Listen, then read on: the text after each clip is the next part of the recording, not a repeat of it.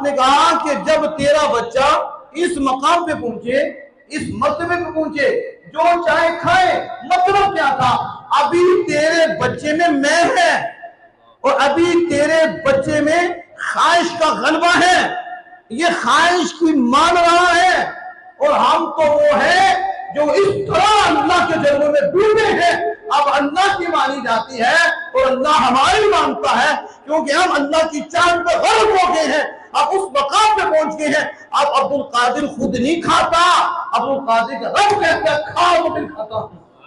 अब्दुल कादिर खुद नहीं पीता, उसका रब कहता है अब्दुल कादिर तुझे मेरे हक की कसम पी तो फिर पीता हूं।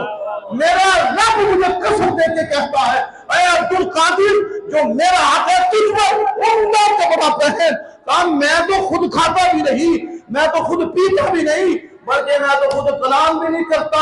मेरा रब मुझे क्या क्या के कलाम भी करवाता है और क्या क्या के खिलाता भी है।